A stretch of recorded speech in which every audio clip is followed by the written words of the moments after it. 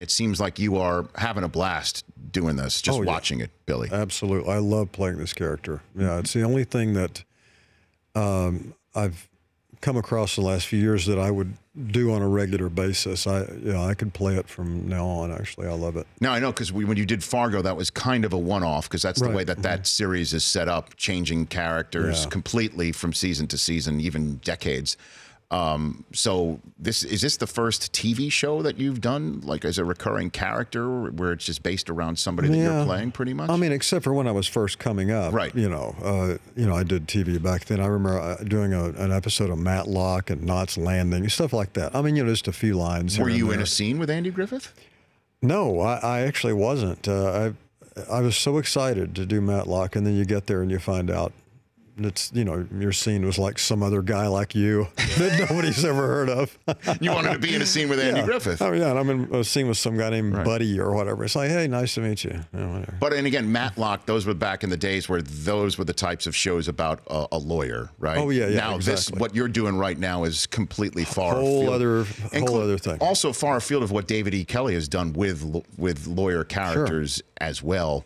What I mentioned earlier, what attracted you to this role? I'd love to give you the floor once again for the radio audience now that's here about why you decided to do this. Well, it's just, something that I read it and I knew it was right for me. And it's not that different from what I think I would be if I were a lawyer in L.A. I mean, it just everything about it was right, Hanging out in a dive bar, Shay J out there by the beach. Absolutely. Yeah. You get beat up quite a bit in the show, Bill. Yeah, I do.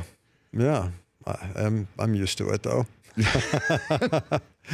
And so, interestingly enough, and this one hit me because I'm such a huge fan of the film, your character, Billy McBride, plays somebody who's once had a huge amount of success, now down on his luck, trying to come back by beating a Goliath. Right. And the through line in all this is the movie Hoosiers. Right. And Coach Norman Dale, and the speech that is given prior to the game against, the big, huge Goliath that Milan was taking on, about the David and Goliath, the Philistine, et cetera, et cetera. Right.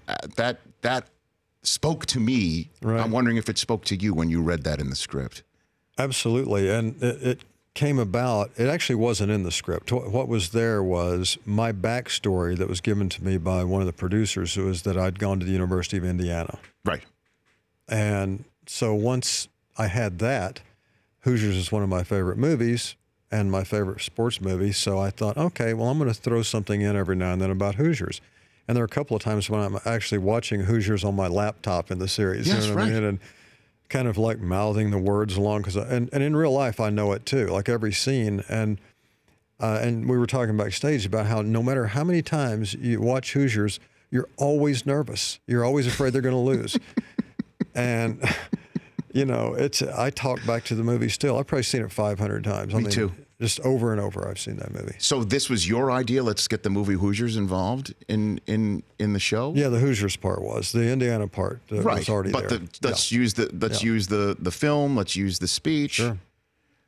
There's not a week that goes by in my life, Billy Bob, and I'm serious here, that there's not a week that goes by where I don't use some line from that film as a metaphor for what's happening in my life. Yeah. That the rim to the floor is still the same height, and that the baseline is still the same to the free throw line. It's unreal how often that works. And then he turns to his assistant there on the way out after the players are out of earshot, and he says, "It is big." It's right. Butler Fieldhouse. Yeah, Butler Fieldhouse. It is big. Yeah. The Rich Eisen Show, weekdays at noon Eastern on Audience.